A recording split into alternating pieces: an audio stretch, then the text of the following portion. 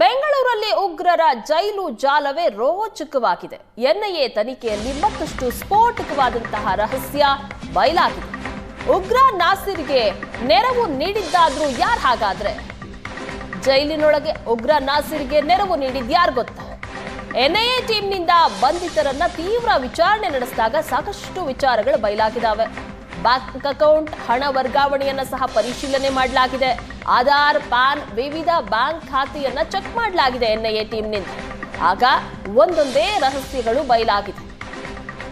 NIA ಟೀಮ್ನಿಂದ ಈಗಾಗಲೇ ಬಂಧಿತರ ತೀವ್ರ ವಿಚಾರಣೆ ನಡೆಸಲಾಗ್ತಾ ಇದೆ. ವಿಚಾರಣೆ ಸಂದರ್ಭದಲ್ಲಿ ಉಗ್ರ ನಾಸಿರ್ಗೆ ನೆರವು ನೀಡಿದ್ಯಾರು ಅನ್ನುವಂತ ವಿಚಾರ ಗೊತ್ತಾಗಿದೆ.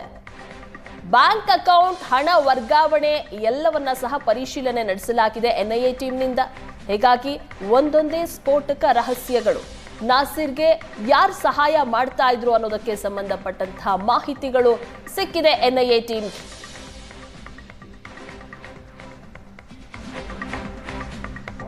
ಡಾಕ್ಟರ್ ನಾಗರಾಜ್ ಪಿಎ ಪಲ್ಲವಿ ಖಾತೆಗೆ 70 ಲಕ್ಷ ಹಣ ಬಂದಿದೆ. ಎಎಸ್ಐ ಚಾಂದ್ ಪಾಷಾ ಮಗನ ಅಕೌಂಟ್ಗೂ ಸಹ ಹಣ ಹೋಗಿದೆ.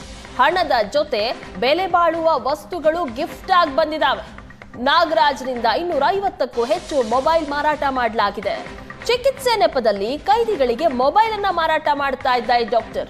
ಕಿಡ್ನಾಪ್, ಕೀಪ್ಯಾಡ್ ಹಾಗೆ ಆಂಡ್ರಾಯ್ಡ್ ಮಾರ್ತಾ ಇದ್ದಂತಹ ನಾಗರಾಜ್ ಕೈದಿಗಳ ಕುಟುಂಬದವರನ್ನೂ ಸಹ ಭೇಟಿ ಮಾಡಿಸ್ತಾ ಇದ್ದಂತೆ ಈ ಡಾಕ್ಟರ್. ನಿಮಿಷಕ್ಕಿಷ್ಟು ಅಂತ ಹಣ ಪಡಿತಾ ಇದ್ದ. ಖತರ್ನಾಕ್ ಆರೋಪಿಗಳ ಕಾಲ್ ಡೀಟೇಲ್ ಅನ್ನ ಪಡೆಯಲಾಗಿದೆ ಎನ್ಐಎಯಿಂದ. ಈಗ ಸಿದ್ಧತೆಗಳು ಸಹ ಆಗ್ತಾ ಇದೆ. ಕೀಪ್ಯಾಡ್ ಮೊಬೈಲ್ ಹಾಗೆ ಆಂಡ್ರಾಯ್ಡ್ ಮೊಬೈಲ್ಗಳನ್ನ ಕೈದಿಗಳಿಗೆ ಕೊಟ್ಟು ಮನೆಯವರೊಂದಿಗೆ ಮಾತನಾಡೋದಕ್ಕೆ ಅವಕಾಶ ಮಾಡಿಕೊಡ್ತಾ ಇದ್ದ.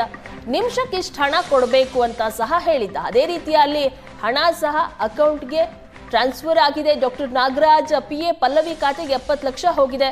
ಎಎಸ್ಐ ಚಾಂದ್ ಪಾಷಾ ಮಗನ ಅಕೌಂಟ್ಗೂ ಸಹ ಹಣ ಹೋಗಿದೆ. ಹೀಗಾಗಿ ಯಾವ ರೀತಿಯಾಗಿ ಡಾಕ್ಟರ್ ಸಹಾಯ ಮಾಡ್ತಾ ಇದ್ರು ಅನ್ನೋದು ಗೊತ್ತಾಗ್ತಾ ಇದೆ. ಆರೋಪಿಗಳ ಕಾಲ್ ಡೀಟೇಲ್ ಅನ್ನ ಈಗಾಗಲೇ ಪಡೆಯೋದಕ್ಕೆ ಎನ್ಐಎ ಸಿದ್ಧತೆಯನ್ನ ಮಾಡ್ತಾ ಇದೆ. ಈ ಬಗ್ಗೆ ಹೆಚ್ಚಿನ ಡೀಟೇಲ್ಸ್ ಕೊಡ್ತಾರೆ ನಮ್ಮ ಪ್ರತಿನಿಧಿ ಕಿರಣ್. ನೇರ ಸಂಪರ್ಕದಲ್ಲಿ ಜಾಯಿನ್ ಆಗಿದ್ದಾರೆ. ಕಿರಣ್, ಉಗ್ರ ನಾಸಿರ್ಗೆ ಯಾರು ನೆರವು ನೀಡ್ತಾ ಇದ್ರು, ಕೈದಿಗಳಿಗೆ ಯಾವ ರೀತಿಯಾಗಿ ಮೊಬೈಲ್ ಸಪ್ಲೈ ಮಾಡ್ತಾ ಇದ್ರು ಅನ್ನೋದ್ರ ಬಗ್ಗೆ ಈಗ ಎನ್ಐಎ ತನಿಖೆ ನಡೆಸ್ತಾ ಇದೆ. ಯಾವೆಲ್ಲ ಸ್ಫೋಟಕ ಮಾಹಿತಿಗಳು ಸಿಗ್ತಾ ಇದೆ ಈಗ?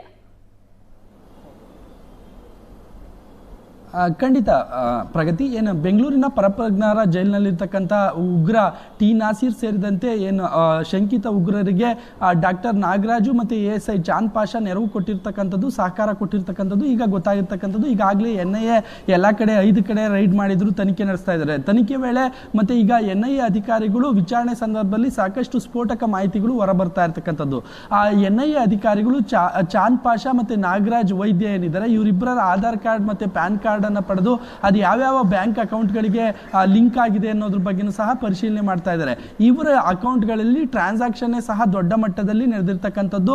ಒಂದ್ ಕಡೆ ನಾಗರಾಜ್ ಅವರ ಏನು ಸಹಾಯಕಿಯಾಗಿದ್ದಂಥ ಪವಿತ್ರ ಏನಿದ್ದಾಳೆ, ಆಕೆಯ ಅಕೌಂಟ್ ಅಲ್ಲೂ ಸಹ ಸಾಕಷ್ಟು ಟ್ರಾನ್ಸಾಕ್ಷನ್, ಲಕ್ಷಾಂತರ ರೂಪಾಯಿ ಟ್ರಾನ್ಸಾಕ್ಷನ್ ನಡೆದಿದೆ. ಈ ನಡುವೆ ಚಾಂದ್ ಪಾಷಾ ಟ್ರಾನ್ಸಾಕ್ಷನ್ ಕೂಡ ದೊಡ್ಡ ಮಟ್ಟದಲ್ಲಿ ನಡೆದಿರ್ತಕ್ಕಂಥದ್ದು. ಈ ನಡುವೆ ವೈದ್ಯ ಆಗಿರ್ತಕ್ಕಂಥ, ಮನೋವೈದ್ಯ ಆಗಿರ್ತಕ್ಕಂಥ ನಾಗರಾಜ್ ಅವರು ಮೊಬೈಲ್ಗಳನ್ನು ಮಾರಾಟ ಮಾಡೋ ದಂಧೆಯನ್ನೇ ಸಹ ಪರಪ್ನಗರದಲ್ಲಿ ಇಟ್ಕೊಂಡಿದ್ರು ಅನ್ನೋ ಮಾಹಿತಿ ಇರ್ತಕ್ಕಂಥದ್ದು. ಮುಖ್ಯವಾಗಿ ಕೊಲೆ ಆರೋಪಿಗಳು, ವಿಚಾರಣಾಧೀನ ಕೈದಿಗಳು ಮತ್ತೆ ಅಲ್ಲಿ ಬರ್ತಕ್ಕಂಥ ಅವರ ಕುಟುಂಬಸ್ಥರ ಜೊತೆ ಸಂಪರ್ಕ ಹೊಂದಿ ಅವರಿಗೆ ಮೊಬೈಲ್ ಅನ್ನ ಬಾಡಿಗೆ ಕೊಡ್ತಾ ಇದ್ರು, ಮಾರಾಟ ಮಾಡ್ತಾ ಇದ್ರು. ಒಂದು ಮಾಹಿತಿ ಪ್ರಕಾರ 10,000 ಮೊಬೈಲ್ ಅನ್ನ 50,000 ಲಕ್ಷ ರೂಪಾಯಿಗೆ ಮಾರಾಟ ಮಾಡ್ತಾ ಇದ್ರು ಅನ್ನೋ ಮಾಹಿತಿ ಇರ್ತಕ್ಕಂಥದ್ದು. ಇನ್ನೊಂದೆಡೆ ಕೊಲೆ ಆರೋಪಿಗಳನ್ನ ಡಾಕ್ಟರ್ ನಾಗರಾಜ್ ಸಂಪರ್ಕಿಸಿ ಚಿಕಿತ್ಸೆ ನೆಪದಲ್ಲಿ ಅವ್ರಿಗೆ ಮೊಬೈಲ್ ಅನ್ನ ಸಪ್ಲೈ ಮಾಡ್ತಾ ಇದ್ರು ಅನ್ನೋ ಮಾಹಿತಿ ಇರ್ತಕ್ಕಂಥದ್ದು. ಅಲ್ಲದೆ ಆಂಡ್ರಾಯ್ಡ್ ಬೇಸಿಕ್ ಸೆಟ್ ಅನ್ನ ಕೊಟ್ಟು ಮಾತಾಡೋದಕ್ಕೆ ಕೊಡ್ತಾ ಇದ್ರು. ನಿಮಿಷಗಳಿಗೆ ಎಷ್ಟು ಅಂತ ಹಣವನ್ನ ವಸೂಲಿ ಮಾಡ್ತಾ ಇದ್ರು ಅನ್ನೋ ಮಾಹಿತಿ ಇರ್ತಕ್ಕಂಥದ್ದು. ಕುಟುಂಬಸ್ಥರನ್ನ ಸಂಪರ್ಕಿಸಿ ಅವ್ರಿಗೆ ಎಲ್ಲಾ ರೀತಿಯ ನೆರವನ್ನ ಕೊಡ್ತಾ ಇದ್ರು. ಕುಟುಂಬಸ್ಥರು ಮತ್ತೆ ಆರೋಪಿಗಳು ಮಾತಾಡೋದಕ್ಕೆ ಇವರು ಕೊಂಡಿಯಾಗಿದ್ರು ಅನ್ನೋ ಮಾಹಿತಿ ಈಗ ಸದ್ಯ ಇರ್ತಕ್ಕಂಥದ್ದು. ಸದ್ಯ ಎನ್ಐಎ ಅಧಿಕಾರಿಗಳು ಇದ್ರ ಬಗ್ಗೆನೂ ಸಹ ತನಿಖೆ ನಡೆಸ್ತಾ ಇದ್ದಾರೆ. ಬ್ಯಾಂಕ್ ಅಕೌಂಟು, ಅವರ ಮೊಬೈಲು ಮತ್ತೆ ಡಿಜಿಟಲ್ ಎವಿಡೆನ್ಸು ಏನೇನಿದೆ, ಮತ್ತೆ ಇಂಟರ್ಪೋಲ್ ಮೂಲಕ ಯಾವೆಲ್ಲ ಆ್ಯಪ್ಗಳನ್ನು ಬಳಸಿ ಇವರು ಕೈದಿಗಳೇನಿದ್ದಾರೆ ಅವರು ಸಂಪರ್ಕ ಮಾಡ್ತಾ ಇದ್ರು ಹೊರಗಡೆ ಅನ್ನೋದ್ರ ಬಗ್ಗೆ ಸಂಪೂರ್ಣವಾಗಿ ಎನ್ಐಎ ಅಧಿಕಾರಿಗಳು ತನಿಖೆ ನಡೆಸ್ತಾ ಇರತಕ್ಕಂಥದ್ದು. ಪ್ರಗತಿ. ಥ್ಯಾಂಕ್ ಯು ಕಿರಣ್, ನಿಮ್ಮೆಲ್ಲ ಡೀಟೇಲ್ಸ್ಗಾಗಿ.